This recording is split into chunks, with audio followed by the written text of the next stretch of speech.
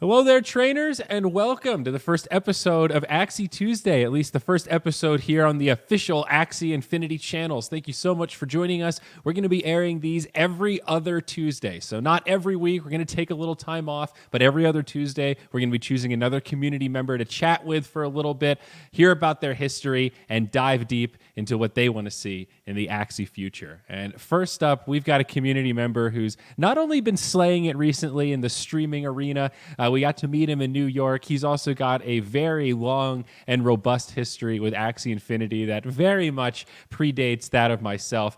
We got Chuck Fresco here. Chuck, how are we? Welcome, buddy. Hello, everyone. I'm doing well. Just here with Axie Tuesday. I was actually surprised I got invited here, but I'm very honored to be here with Ziori to just talk about one of my favorite topics, which is Axie Infinity. Yeah, so I want to go back to the roots here. I want to hear about how it started because I know you and Jiho have quite a history. So, like, how did you first discover Axie Infinity, and when was it? I mean, was it like 2018 era? Yeah. So the other day I was actually researching because like you're involved in a space for so long, sometimes you forget when everything started. So basically, back in 2018, I was playing a game called CryptoKitties. I had just bought my first ETH like at the start of January of that year. So January 2018. I bought ETH for the first time and I didn't know what to do with it. Like I'm saying, okay, I have ETH. My friend had told me about it. What do I do with this? And one of the first projects that was launching that was sort of tailored towards like people like me that like to game was CryptoKitties. And in CryptoKitties, both me and Jiho, we met each other there because we were very competitive about breeding little cats. As silly as it may sound right now, we were very competitive, and Jiho took it very seriously. So we formed a natural bond because we were considered like two of the best players in that game, as well as a top player could be. Is like you could just breed all these combinations and stuff, and So, was there anything limited about it? Like, were you fighting over the limited supply of different cats? Is that what kind of makes it something that you can fight over, or is it just to be like the first one to come up with a new combination?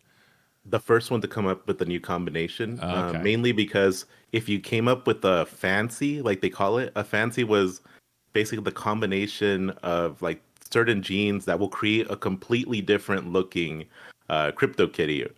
So it was really interesting. The first one who got it would eventually reveal to everyone else what the combination was, but at the time we were all just like trying to breed different things to figure it out. And then okay. there was no cap at the start, but later on they did start making caps. Like after 50 of them, you can't make any more of them. So that was sort of the competition. How many can you breed before you run out? Gotcha. Okay, so you guys were like fighting against each other, but then as the legend goes, you guys joined forces and took over the CryptoKitties community, right? Is that right? Yeah, basically, like me and Jiho, like we got to the point where there was this very special fancy. It was like a Chinese New Year dog cat, and I remember it was really hard. The traits you needed to hit six traits that were all very different and different breeding lines, and we could have gone individually to try to breed it out, but at that point, Jiho and me were like, I think Jiho came up with ideas like, why are we competing against each other when we can unite and like obliterate everyone in getting these like I think there was only like 30 cap on that specific fancy because it was very very rare.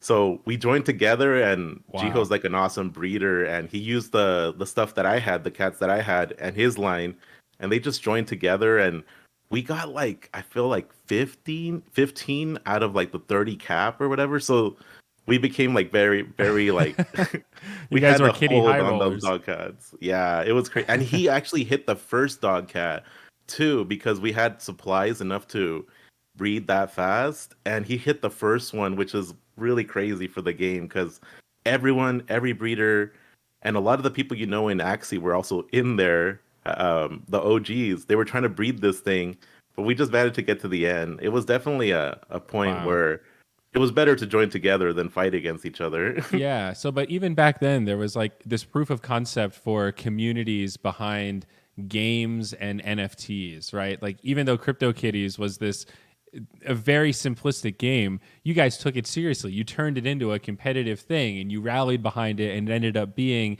this giant catalyst for these bonds to be forged. And then when Axie and all of these other things start getting built on top of it, some of that carries over. So like when Axie was born, like what was your impression of it? Did you think it was cool right away? Were you skeptical? Were you excited that you were friends with Jiho and that he was jumping onto the project? Did you know about it even before Jiho joined, or was he your introduction? So I guess you could say that Jiho definitely introduced a lot of the players from CryptoKitty. He had jumped ship just because he had issues in CryptoKitties. CryptoKitties reached to a point where the fancy chases weren't enough. Like it reached a point where they believed a lot in the idea of like completely like decentralized, no ownership from the gaming company, and they Okay. had no further ideas of developing more. They just said, "This is for the community. That's how it's going to end. After a year, it's over." So a lot of people were really upset because we had these really cool assets, but nothing to do with them, and the project was basically indirectly going to die because of they were so stuck on the idea of decentralization that they couldn't think of actually building on top of it like actual gaming and stuff. Hmm. And so we were all looking for something. We wanted to battle with our kitties. We wanted to race with our kitties or do something with them, but they weren't giving us that. And they were pretty blunt about it. They were like, "No, we're not going to go there. This is the way we're going." So Jiho actually got kicked out and stuff of the Was he a Discord. futter? Was Jiho a futter back in the day? he Is that what you're was saying? he was just very upset, and he was telling very real things to the community, and they didn't like that, and I was getting kicked out too. Like I didn't get kicked out, but Jiho did get kicked out of the Discord. And then Wow. in that motion he started with Axie Infinity, which was like a blessing in disguise, like to be moved over to another project like that. And from there, Axie, like we met Trung, and Trung told us, Trung was telling all the new people, like, "I'm starting this new game. Like, it's more about, like, it's like the breeding concept is still there, but I want to actually build a battle system with them." And my first impression of the Axies was like, they're kind of funny looking. Like, they look kind of potato-ish in a sense. It was very an interesting thing. But I said the one thing that is true about them is that they're unique. I have never seen Mhm. anything like an Axie before. Like, it's not like something Yes. that someone copied from Pokemon or copied from them. The art style was very unique, something that was not replicated at Isn't that there time. some kind of weird genius in the parts that axes are made out of where it's not just vegetables, it's not just fruits, but that's part of it. It's like kind of cutesy things, it's kind of random things. It's like the Yeah. Trump hairdo, there's like memes mixed in there. It's actually Hmm. pretty cool, and you start to attach yourself to the feeling. Like when I see Rosebud, I think, okay, healing. I don't care what version of the game it is, that better give me some sort of restorative property because that's what I Hmm. see with it. Same with Pumpkin. Pumpkin is the brick wall, and I can Hmm. see all sorts of different acts. Even in like an Axie fighting game, Pumpkin Yeah. should be like representative of a shield of some sort, at least in my humble opinion. So anyway, Hmm. I love that. It's so cool that even back when you were seeing them as internet potatoes, you saw that. Yeah. That's great. Hmm. And he just like just to continue on, like so Yeah. Jiho brought us in. He was like looking for community members. He got like some of the top people in our other community. He got like Freak, he got like Cloud White, he got me. He got so many different people involved in Axie because we all really wanted the next step. We all Mhm. wanted that next step, and we felt that Axie Infinity would give us that next step. It wasn't just breeding, it was actually going to have gameplay to it, Right. and we were sold. We were sold on the idea. There was a lot of projects promising the same thing, so maybe in a sense we got lucky. But I know Jiho. I know Jiho. He doesn't like. He researches a lot, and he doesn't like to jump into things that are like he knows that are like kind of dumb or whatever. So he was. If he was so sold on it, we were like, there must be something. Jiho has a saying. He always says, or he used to say, "No Jiho, no FOMO." So if Jiho's not involved, there's not going to be any FOMO for that game, and it Wow. kind of it kind of has come out true in the past from Yeah. what I've seen. Still, that's a bold statement, but I like the confidence. Like that's the kind of guy you want to get behind, right? A For sure. natural leader. Yeah. Yeah. Wow. Okay. So You get introduced into these internet potatoes, but back then it's like there was just breeding, and then auto battles came out. What was your impression of the auto battles version of Axie? To be honest, since there was nothing like, it was like for me, we actually enjoyed it we enjoyed that we had something to play with, like that the parts actually mattered, Something's that the better than parts nothing. Yeah. for Okay. sure that the parts were actually connected to like a form of skill or strategy to use them. They couldn't just be used like whatever order or whatever part. You had to find something very specific. So we liked the strategy behind it, but we did feel like eventually like we just felt it was very limiting in some ways. We didn't really have that interaction in the battle. Mhm. Yeah, that makes sense. And I've also heard in my little bits of research and the conversations we've had in the past that you are the winner of the first Axie tournament. What version of Axie did this take place in? Was this the card game or was this the auto battle game? This is that was the first tournament for the new version of the game. So Okay. the card battle. So V2, like people like to call it All now. right. Version 2 of the And like, game. what season are we talking about here? Like season one, season two, alpha? I think this was precursor to season 1. So the tournament was Wow. going to be the Season like we zero. season 0, season 0, yeah. It was like basically they had released the card game, people were testing it, and just to like start up everyone excitement, they were gonna do this tournament called the Infinity Cup, Ah, okay. and there was a lot of things on the line on that one, because they had a token called Luna, and for a lot of people who don't know, Luna actually became AXX later on in time, but they were offering 3,000 Luna for the first place winner. And it wasn't a lot back then, but if you were to do the transfer today, it'd be worth like almost $300,000 just from winning that You say tournament that and that's stuff. the Luna token that's like yeah, Hmm. $50 right now, right? It's the same Luna, correct? It's the same Luna. No, no, no, no, no. Not Luna. No, no, it is the same one, Yeah, AXX. same one. So yeah.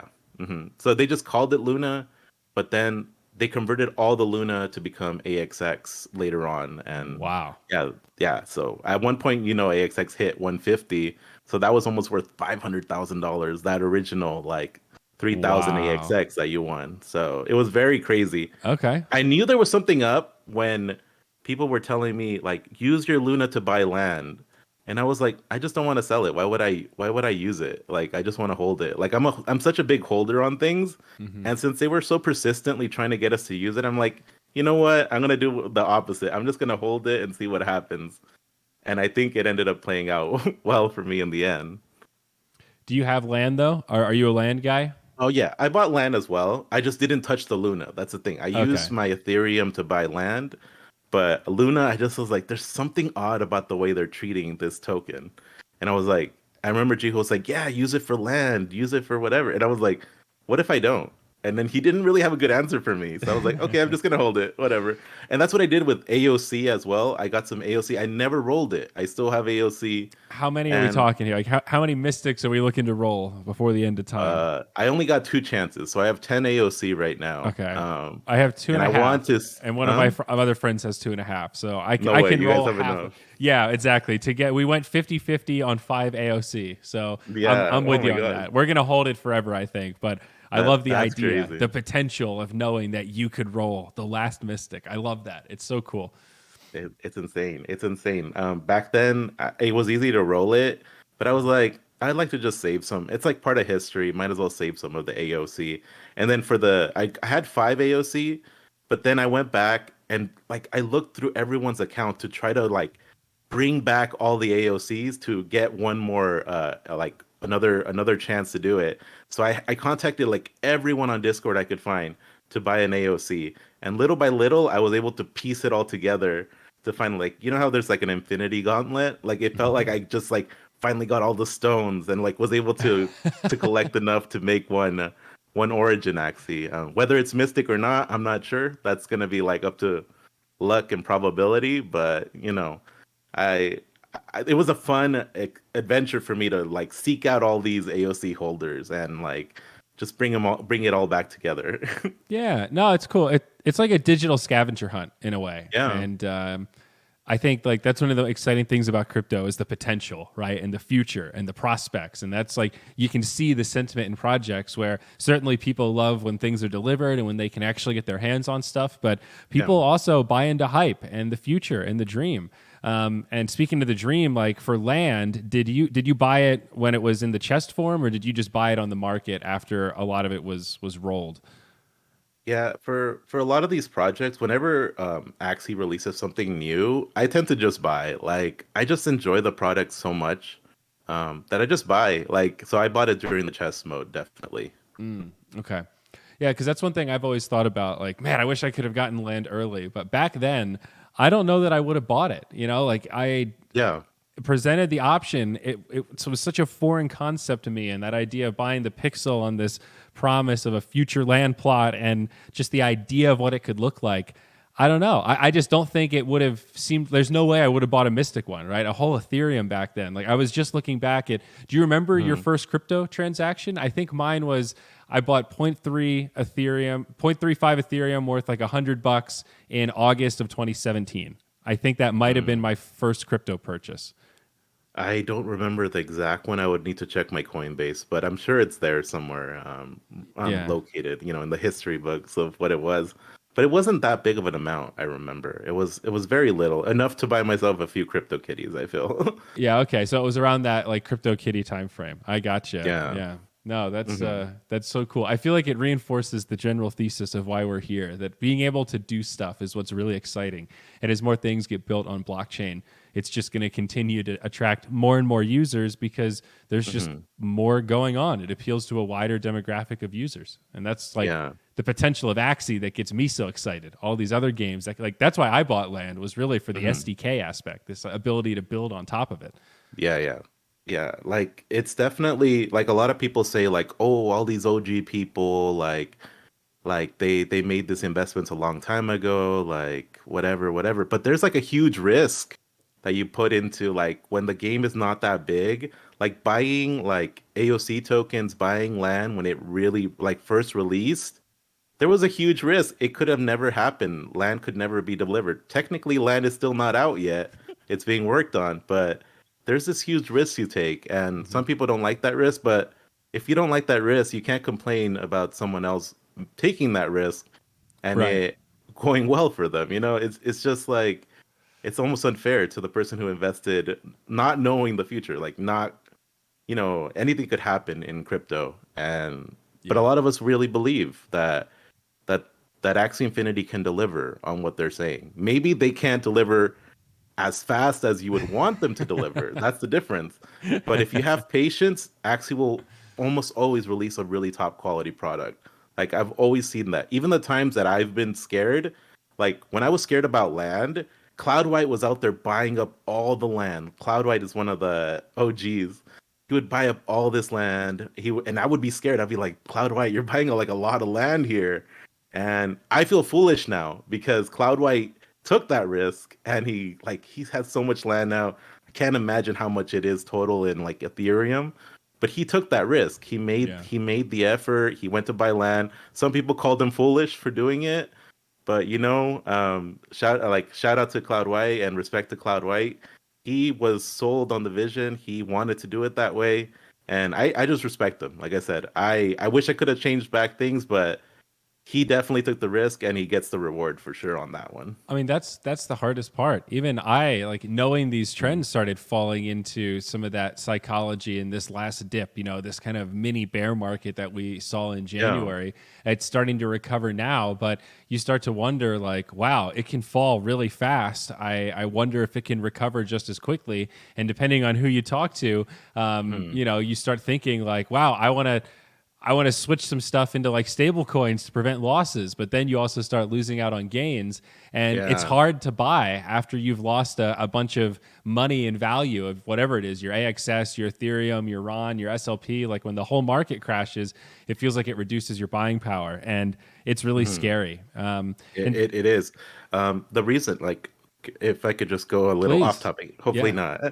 not. The reason why a lot of us OGs, like people who were here when when Axie started, can bear a lot of these things better than other people, like more new players, is that when Axie launched, Bitcoin and Ethereum crashed shortly after. From like Bitcoin crashed from like 19,000, almost 20,000 down to 5,500. It was a crazy crash.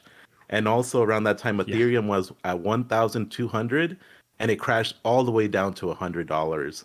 Like these crashes were like almost 80%, like people completely wiped down. But That's Jiho taught me something a long time ago.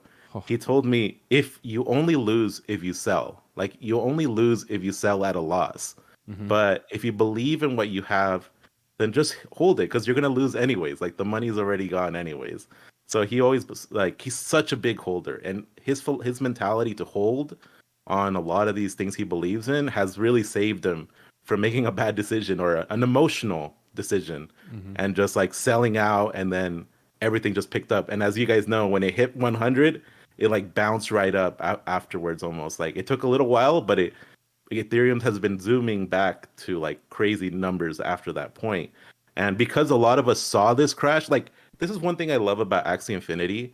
When things were going bad in that time, all these projects said, "We're the next CryptoKitty. We're the next this. We're the next best blockchain game. We're gonna do all this." Mhm. And they would call shots on Axie Infinity, saying like, "We're bigger. We're a bigger company. We have more things than Axie Infinity." And they were all fighting each other at that time to become like the best game going forward. So when that was happening, the crash happened, and a lot of these companies that started with Axie Infinity, a lot of them just gave out their announcements on their Discord or whatever, saying like, "We're sorry, the economy is not good. Like, it's not feasible to continue with this project because we don't know how long the bear market is going to last." Yeah. The thing that Axie did, I'm sure all of them were terrified too, or nervous at least. But the thing Axie did, they continued forward. Like they kept building, they kept working towards releasing the actual product. They didn't just take everyone's money and run out the door.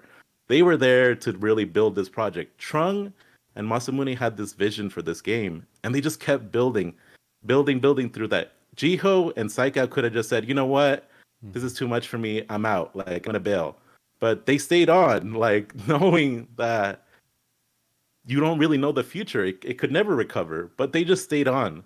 And that's what I love about Axie Infinity is that they have a team that's willing to just they really want to sell like really want to work on this project and deliver what they're asked or what they're telling us they're gonna do through a bear market. It was easy for Axie to say the same thing as all these other companies. Like, let's get out of here. Like, it's over. Trump could have said, like, no, it's not worth my time anymore. Like, we already made our money during the sale of AOC, but that didn't happen. Trump believes in bigger things, and he believes that there was something more to this project, and he continued it on, and it was true testament to a lot of us early players that Axie is willing to go through that bear market. Axie is willing to go through it. Like it's insane. Like that's what brings confidence to me when Mm, I play Axie is like they just have this core team that's just so solid and man. stuff. And Jiho, of course, with the personality he has, he kept us going through it. Like he kept the community like as positive as possible. You know, when things are going bad, it's hard to get everyone positive, but we just stuck around. A lot of us Yeah. OGs stuck around. It was very um like I said, it's just very inspirational to see that. And my respects to Axie. A lot of new teams want to be like Axie Infinity, but you're truly tested when there's a bear market. Like your team is truly tested when you're in there. And Axie got like a first, like the worst crash I've seen in my time in crypto, and they were able to survive it. Mhm. And so now this crash that happened right now, yes, it was like a 40% correction, if not 50% in Yeah. some areas. But we've seen worse. Like I said, we've seen 80%. We've Oh seen yeah. like it Oh yeah. collapse like crazy. So a lot of us are like, 40% drops. This Like happens. that's This is no, just it's turbulence. crypto. It's Yeah. crypto. You know, it's like it could crash 40%. It can go up like 400%. Like it's just Yeah. insane. Like that's why I always tell people, if you're investing in crypto, know that it can all go to zero. Know that that's a reality. Know that it's a risky investment. But if you're okay with that, like not everyone has that in them. Not everyone has that like feeling like they can bear like their market going down like that. And if you're that person, it's probably not the best thing to be in because it's bad for your health, obviously. But Yeah. if you feel like you have that ability to bear those kind of, like, one of the things I do whenever there's a bear market, I go and do something else. I don't try to play, like, I don't try to be like watching my wallet. Wallet's the worst thing you can do. Yeah. You're gonna be motivating yourself or pulling yourself to making an emotional decision. So whenever there's a crash, I'm like, you know what? I'm gonna go like work or do something else because I still keep my 9 to 5 job, even though like Jiho has told me a lot of times you could probably retire on Axie. I'm like, nah, I'm just gonna keep working my 9 to 5. Like it's a good job. I feel like it's not the worst. Yeah, play it Um, safe, and having a sense of purpose is good. You know, it's of course, of course, definitely of course. And during those bad times, then I'm just busy working, doing my work, yeah, and I could bear the market. Like I said, I could bear like the collapses and stuff, everyone going crazy, totally. doomsday. Yeah. But like I said, I it's just a different mentality for a lot of the early players. That's why when people get all shook up now, like the new community hasn't experienced that, and I think this was the first time they actually experienced it. But a lot of us OGs were like, we know Axie's gonna release this land, maybe not fast, but they're gonna release the land. They're gonna release And the Origin, yeah. or battles, which I'm really excited for. That's the one. Like land is awesome. It looks like it might be delayed a little bit longer, but Origin seems like it's just right around the corner, and that's what I'm really excited. I love to play battles in Axie Infinity, Hmm. so that's when I really want to play a lot. Like that's when I wanted to play so badly. Totally, dude. No, that's I share that excitement, and man, I appreciate the kind words, and like very well said. I agree with a lot of what you said about Axie and their history and what they built through, and how much. How respectable that is, and that's ultimately like why I joined the team after talking to all of the Mm, co-founders and especially Trung, and seeing the dedication and the thoughtfulness towards the vision and the ability to really think long term about the potential of this thing and really hammer home the Axie as a universe and a yeah. platform and this workshop where the community can build things and integrate it into the universe, and we can all monetize it together and have this really cool interactive experience that's part of the metaverse. And Hmm. yeah, it warms my heart a little bit to hear other people say that, because I missed a lot of that. I saw Axie really early in like 2018 and went, wow, this game looks really cool, and then got distracted with Dota and various other stuff Dota. Yeah, in it's the real fun. world, running events and all sorts of Mhm. stuff. So yeah, I regret missing it a little bit. I wish I had put one foot on base and just paid a little more attention. I know it sounds like fantastical Mhm. now, but I had on my to-do list like investigate Axie Infinity for probably 6 months after I'd talked to Wow, Alex, wow, wow. and he gifted me some Axies in whatever 2018, and then Mhm. yeah, after a while I just went, am I ever really gonna do that? Nah, I don't know. And you know how it is. It's like sometimes you just get lazy with stuff like that, and you don't know what you're missing until you either dive in or you get in later and then look back and go, wow, I had this great opportunity and just, you know, Yeah. didn't It, do it. it's I don't it's have a great excuse. I just didn't do it. Yeah. I honestly I love that you joined the team. There's been times when I was like maybe I should join the team too. Like maybe I should do it. But I just like my personality is so crazy and Trung knows this. Like I could be a good like obedient worker. Like I can. But then I go crazy sometimes. So like I believe there's a story where in the early days Jiho was like talking to Trung like, what do you think about the idea of making Chuck part of like the core team or whatever? And Chung was like, he thought about it actually. He was like thinking about the idea, and he's like, no, it's probably not better for. And I always laugh. But what I love to work with Axie, I do, and like a lot of times I feel like I'm so interconnected with like a lot of the core team. Like I know a lot of them. I used Mhm. to talk with Trung. I owe him tacos, fish tacos and stuff if he ever comes to LA. But I'm just so interconnected with a lot of them from the early days that I mean, the transition to core team someday may be a reality, but like I said, when I was younger, I was much more crazy for sure. I said a lot of things I shouldn't say on Discord. I should have gotten banned probably a few times in there. Yeah, But but we all grow, and I think like yeah. acknowledging it and recognizing it and like committing to doing better in the future is really what Mhm. it's all about. Like that Axie code of conduct is a very real thing, and as we keep Yeah. building towards DAO, we need more community leaders that are willing to kind of just say what you just said. I mean, that alone is really powerful. I hope you recognize that. You know, saying like, "Hey, I did stuff in the past that I kind of regret, or I definitely wouldn't do now," and Mm-hmm. it's admirable to be worried about that. But I think demonstrating that also shows like, well, hey, maybe this guy's like. Maybe it's forgivable, you know. Maybe we can move on and bury the hatchet and see what else old Chuck Fresco brings to the table. Like It was so incredible when I went to one of the biggest reasons. Like there was a point like shortly after I won the world championship and I won season 2 of Axie Infinity. There was a point where I reached the point where I really felt like, what is there left to do here? This was before scholarships or anything. I've done it This was all. before everything. Like I was like, what is there left for me to do? I've literally beaten everyone here. I've literally won season 2, which in history record, there's only 19 season winners, and I'm like one of them or whatever. So Yeah. historically, like I'm like, what is there left for me to do? If there would have been scholarships, maybe I would have stayed, but because I was winning so much, I was like top 5 in like the first 5 seasons.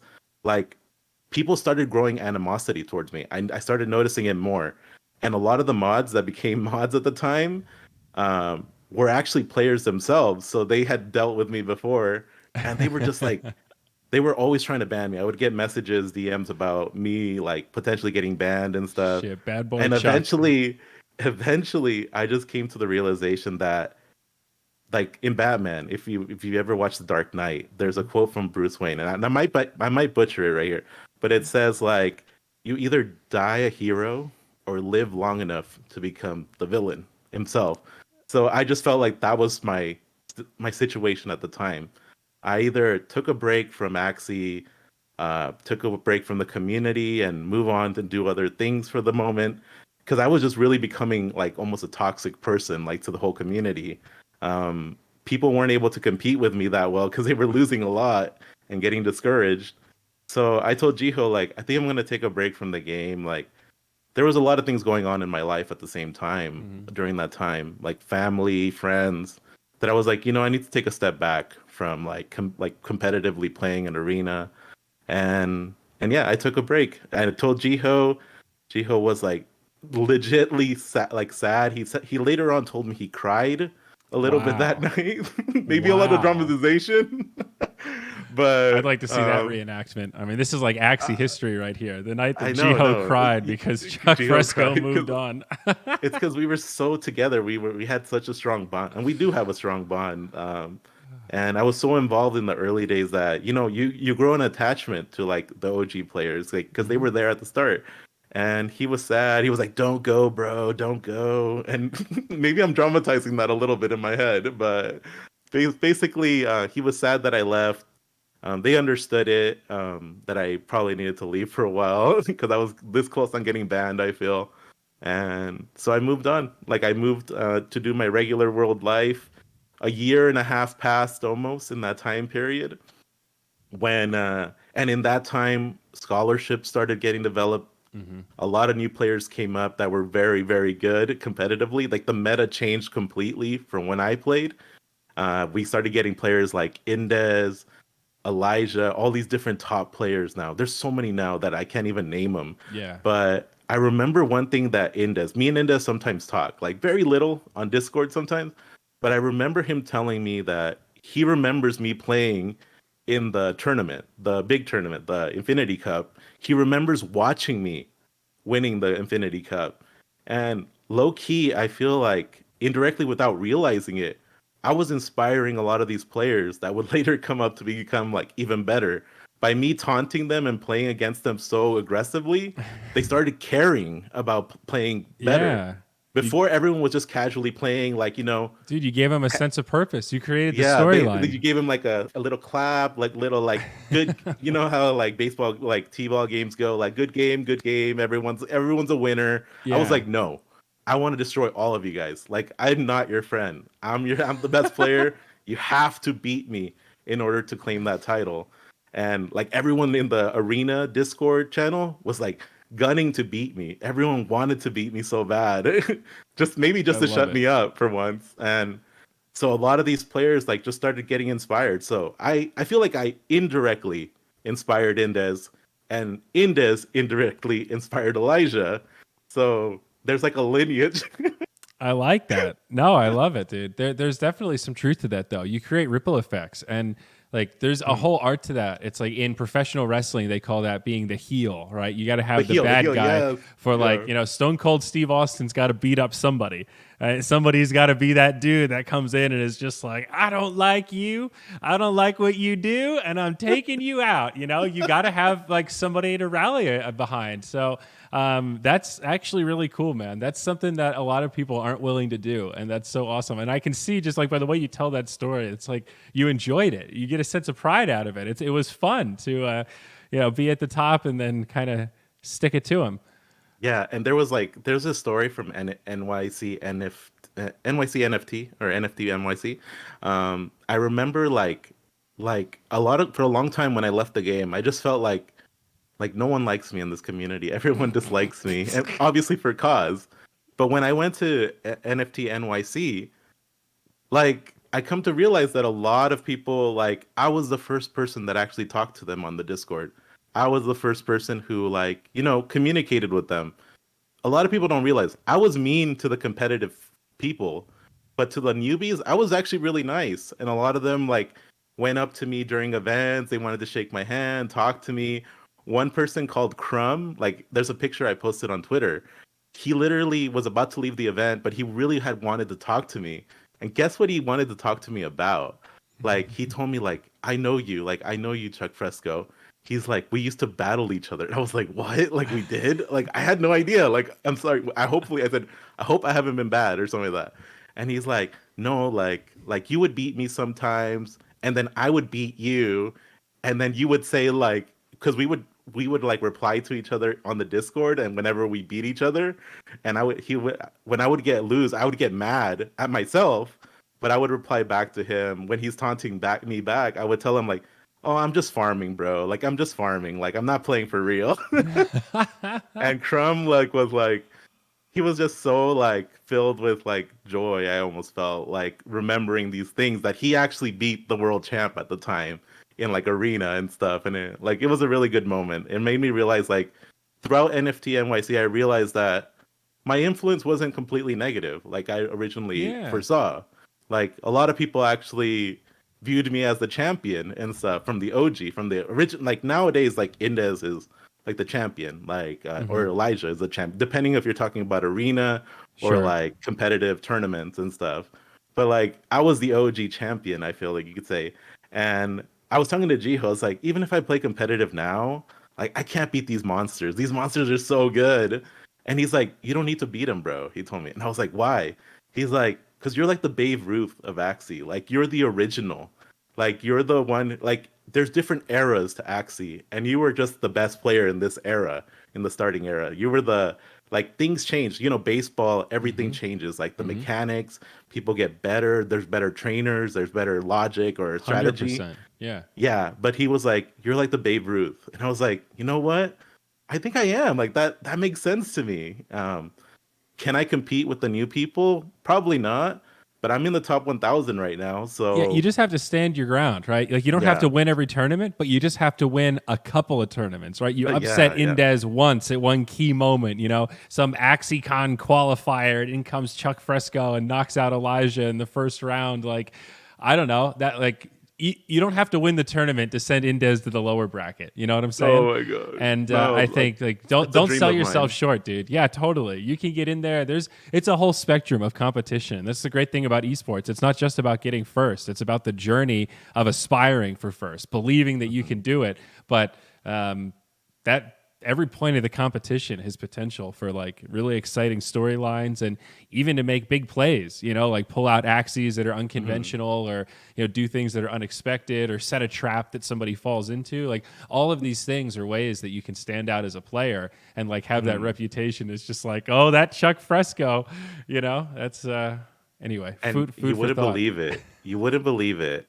I act the last time me and Endez ever matched up in arena, which was like let's say 6 months ago or something like that. I had just started back into playing arena. I actually got the win on him. Like that was like surprising for me. Uh-oh. And like Indez, I think He's watching right I now, just like boiling over, just like I'm oh my coming god, for I'm you, Chuck sorry, Inez. Frisco. I He's just had got your a number. I won the game and I was very surprised because Inez is supposed to be good. But I think I won that game. Later on, I think he did beat me again, but I think the last time, I in my memory, obviously is biased. But I think I do have a win record on him from the Yeah. past. Yeah, but you never know. Like if I were to play him now, he'd destroy me. Like there's no question. That guy's a monster. I have to set up a show match. We have to start building like some sort of Friday night like fights kind of a show match series so we can start reigniting some of these old rivalries. You know, set the Mhm. stage for you to upset Indez with low stakes. No, oh my god. I have nothing to lose. That's what I always thought. I have nothing to lose and everything to gain in that kind of matchup. That's why I would only want to match up with him if it's in a tournament or something where like it's for real. Like, because I feel like in the other side, he's at a disadvantage. Because if he wins, he's supposed to win. If he loses, then he looks so bad for him. Like, It's so it's true. just a bad situation, Yeah, you know? being the underdog is definitely easier from that lens. For sure, for But I sure. mean, dude, with the new rewards in the arena season, like I wonder at what point it's going to be worth it for old Chuck Fresco to hang up his 9 to 5 hat and just become an arena warrior. I mean, like paying down to 300,000 places is cool, but like the prizing is getting serious, especially like AXS Mhm. has been going up since we announced that. Like, there's a world where by the end of season 20, AXS could be up even a little bit more. It's Yeah, not a bad payday, dude. It almost becomes worth it. And now there's more tournaments to compete in as well. Like, at what is there a yeah. point where the ecosystem for Axie esports, like especially around Origin, becomes robust enough that you would consider being like a full time player, or even like just like a full time streamer that's more competitive? Because if you're top Mhm. 1,000 right now, I don't know, Yeah. man. I feel like I'd be twirling my mustache. Like world domination is just a few steps away. Yeah, a lot of people don't realize I've actually been playing like in on so they can see my teams. I've been playing on Twitch a bit more. Like I used to play with teams that I like, even though they're not meta teams, but I just started adding a few meta teams to my lineups. Obviously adding my own twist to them, but I've been ranking up little by little. Like a lot of like it's been a little bit interesting. Like I was so like anti using a meta team, but once I started using a little bit of the pieces from meta teams, I can see my like MMR just like jumping up little by little, like by little by little. The more matches I play, I've been playing like 60 energy for the last 2 weeks almost. Like Oh just wow, consistently playing. Like a lot of dude, people are you're like, training. You're why? ready for this season. I want to. Wouldn't it be a great thing for the person who won season 2 to also win season 20 of Axie Infinity? Ooh.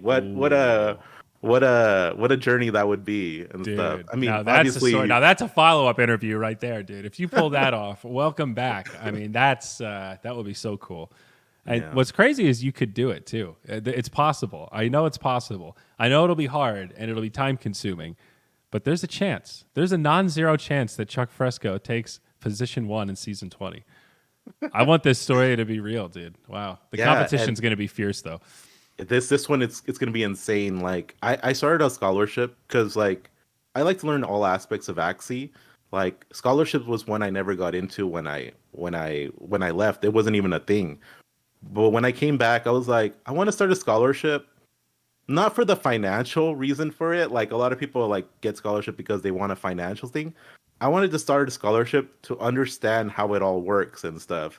And that's why I pay my scholars like a lot. Like they probably got paid more than I ever made on the scholarship. But I wanted to learn like how do you actually do that? How do you make these other Ronin accounts and then use them with Trezor? So I feel like I learned a lot doing a scholarship and my scholarship because of the rewards obviously has to adapt. Hmm. I feel like the term scholarship is probably going to come to an end in the future. It's going to be more guilds or like people who want to play the game. I think a lot of Hmm. times scholarships got started with the mentality that you want to play to earn or do you want to just earn. It just became earn basically. You don't no longer really wanted to play the game. You wanted to farm adventure nonstop, adventure mode. But you a lot of the people who were farming never got past adventure mode. They never learned any of the mechanics of the game. And now that this change is happening, a lot of them are in a bad situation because they're like, I don't know how to play competitive. Like I don't know how to play the game. Right. And it's just really bad. I feel like adventure mode costs two bad things to happen. One, it created like this environment where you have a whole group of people who never learned any of the mechanics of the game because you could just play the cards and you would win basically. And Mhm. another thing it caused is just cause this mentality of play to earn to move away from play, like from actually playing the game. So a Like lot it of the new almost should people be that like a compete to earn kind of a thing. yeah, Yeah. like actually playing the game. So a lot of people I hear on Twitter, and I'll say this, you can remove it later if you like. A lot of people on Twitter like say like I invested in Axie Infinity and like this game is an ish or whatever game, like it's a terrible, they say a lot of bad words obviously. Like in my mindset I'm like thinking, why did you invest in something that you don't even like? Like, why would you do that? You should invest in something you actually enjoy. And that's the thing I I find ironic. Like you're bad mouthing the game, but you yourself, like you invested in this. You made a choice that you wanted to get into this. Maybe you went into it just to make money, but like with everything in crypto, like things can go up, things can go down. That's the reality of life. Like, Yeah. and if you didn't even enjoy the game, you invested in just to like I don't know how you say it, like to just jump the price, just to buy it and like Yeah. make a It's lot of just money, like it's get a rich scheme. purely a financial incentive, not because you actually care about Like, what's happening in the underlying game. And I do think you're right, and I think that's why mhm, we're now seeing this shift from play to earn to play and and earn. You earn, know, it's yeah. much more focused on the play part where there's an earning component at the side. And obviously, if you're a competitive player and you're ahead of the curve and you can, breed Mhm. stuff along with the cutting edge meta, there's absolutely ways that you can make money in the economy as you can in a lot of other games out there as well. But in our world, Yeah. it's just a little more easy, a little more streamlined, and it's like part of the system, right? Everything is designed to be able to be sold on the Axie marketplace. So Yeah. yeah, I firmly believe that you should be buying things that you believe in, and Yeah, invest, like for sure. enjoy. And as you said earlier, when the bear market hits, it's much easier to hold through. And it's like, well, I still like this thing anyway. So I Yeah. hope it goes back up. But if it doesn't, at least I have this thing that I kind of like. I remember why I bought it. I have a memory attached to it. That's been Mhm. my strategy, at least. That's how I Yeah. sleep at night when things go down. Yeah, no, it's definitely like even in investing in stocks and stuff, like one thing I learned from Jiho, like I've learned a lot from him. That guy's real. He's even before he started investing in crypto, he was a really good investor in stocks, Mm. and it translates here very well too. So he told me like invest in things you use, invest in things you like. And so some of the stocks I love are Tesla. I love like Apple because those are products I use a lot. And I just invest in things I like. Like, why would I invest in something like, for example, not to hate on Dogecoin people. Like, people love Dogecoin, and I know they have a community and stuff. Not a But Doge guy. not like I feel like a lot of people got into Dogecoin at 70 cents because the media and everyone was saying like Dogecoin has become the next Bitcoin. It's gonna be so crazy. And then The guess one what dollar happens? psychology gets real too. Like we're going to one Yeah, dollar, yeah. we're going to $1, and it's like And that's then arbitrary, it was right? Yeah. going, everyone was getting hype. Dogecoin only grows when there's hype. So once the hype died at 70 whatever cents, collapse all the way down to like whatever it is right now, 14 cents and stuff. Mhm. But they weren't investing because they liked Dogecoin. They invested because they thought it could go higher. Like they're just trying to get rich quickly. And sometimes that's gonna hurt you a lot. Invest in things you love because that's really gonna help you. Mhm. Like I to say I love Axie, I think that's a very fair statement. Like I love Axie Infinity. I love the game. I love the team. Maybe everyone doesn't love them, but I'm investing in Wow. Axie Infinity because I really enjoy their product. Like they created like this is another thing I've always think is crazy. Axie Infinity tried to go through another system to do like second layer or do a faster way of doing transactions outside of the Ethereum blockchain. Hmm. They tried to go with another company called Loom, I believe, in the past. Hmm. And Loom was, yeah, I'm not sure if Loom is the name. I think it Please is. correct. Yep, I think Yeah. you're right. So they try to go through Loom because Loom was supposed to provide them like games with the ability to transact faster, to go through all these things. And Axie Infinity joined up with them.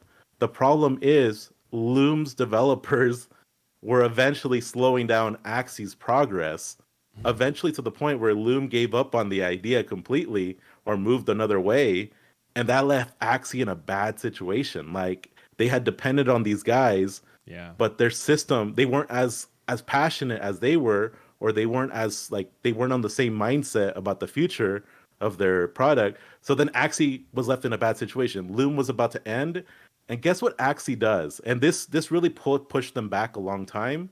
But they made their own completely different Ronin network. Like they completely developed all of this, and it was insane. Like to think like how well Ronin works, how efficient it is, how our game has moved away from Ethereum transactions.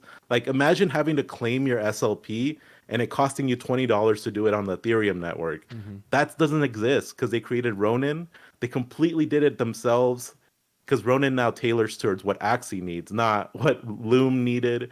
And that's just amazing. Like it shows the potential and the tech that Axie works with. They're definitely pioneers in this whole crypto space. And I think Trunk is recognized as one of the best developers in blockchain and contracts and stuff. He's like an insane, he's like a genius guy. He's younger than me. He's such a genius. And I'm always like amazed by that. People don't recognize like when Ronin comes out, like they say like, oh, that's cool. Like they don't realize how hard it is to do this, how hard it is to add secure things to it.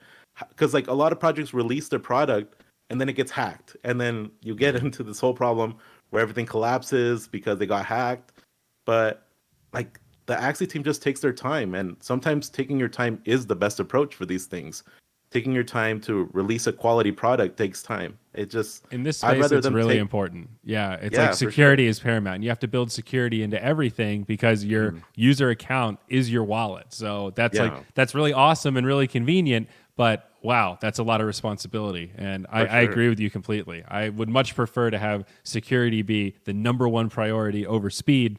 It helps me sleep at night. You know, I've got a lot of stuff on Ronin. I'm a believer. I certainly don't want to lose those assets, dude. I feel attached to them. You know, I've got Axie art on my wall. I look at my 4 favorite Axies. I look at them every day. I look at my Mystic every day, Chuck. At least every day that I'm home, at least. Yeah, it makes me feel weird sometimes, but I do feel attached to these things like actual digital pets. You know, it's not the same as a real pet, but there's some spectrum that exists there. You know, it gives you a partial pet dopamine hit for sure. Yeah, for sure. Like I have my Mystics too. I need to name them, a lot of them. Like a lot of people give me a lot of grief because I haven't named them. I'm like, I'll get to it. I just need to think of good names for all of them and stuff. Yeah. I like to let a good name come to me, but it is very satisfying when you do finally choose names for them. Oh, maybe one of them, Ziori Jr., would be really good. Little Ziori? Yeah, Little Ziori Light? I like it. No, I'm in. Chuck, I want to wrap this thing up pretty soon here. I really appreciate your time and all this great storytelling. You have such a robust history, man. This has really been so incredible. You know, you've been doing a lot of streaming. You know, I saw you've been playing some other games beside Axie, like a little Pokemon Unite. I've been playing a little bit of that recently as well. It's certainly a bit of good fun. I need to pop by your stream more often, but any leaks for us? Like anything, can you tease like what's coming up for Chuck Fresco? Can you certainly like plug your streams and tell people where to find you? You know, are we going to see you streaming season 20, tearing up the leaderboards or what? Yeah, for sure. Not big things. We're just changing our scholarship to be more focused on acquiring more skilled players. Before, the scholarship was more simple, the idea, but now we're going to try to actually go for more skilled players, not to the point of a professional guild, but we're moving in that direction. But if you want to find me, if you're a skilled player that's looking for a new opportunity or a different place to play, just follow me on twitch.tv/ChuckFresco. I'm also on YouTube, youtube.com/ChuckFresco, or on Twitter, where you'll hear me talk about a lot of controversial things. Twitter.com/ChuckFresco. So that's just my usual. I got all the Chuck Fresco names for all of them. That's good. I love that when it all lines up. I've got the Ziori TVs everywhere. Back when I started, TV was the cool thing in esports, and now nobody does TV anymore. And I've thought about changing it, but it's a cool relic of the past. So I like Chuck Fresco. It's a cool handle, and it is a good Twitter follow rather. Chuck is definitely opinionated and not afraid to share those opinions with the world, and that's kind of what Twitter is all about. So Keep fighting the good fight, man. I love it. Before we end, I just wanted to do one last thing Please. because I just wanted to give a shout out to my wife, Mrs. Fresco. Without her, my like some wives can be really against crypto, but I met like the perfect person for me to play Axie Infinity. She's definitely supports crypto. Her mind is very open to all these things, and the only reason I was even able to start my scholarship was because of Mrs. Fresco. So shout out to Mrs. Fresco. She always is very supportive and is honestly been the greatest person for me. Dude, that's amazing. Honestly, that's what the community is all about, and I love hearing support stories like that of folks that aren't in the space, but they're open to the space and they're supportive Yeah. of it, and they recognize that even if they don't see it, you see it, and that's just really incredible, man. It brings a smile to my face. So, Chuck Fresco, thank you so much. This was absolutely amazing. Looking forward to seeing everything you create, and when you win season 20, we'll certainly bring you back for another episode of Axie Tuesday. So until that time, That's gonna bite me in the butt. yeah, take care, my friend, and we'll see you in the future for sure. See you. Thank you.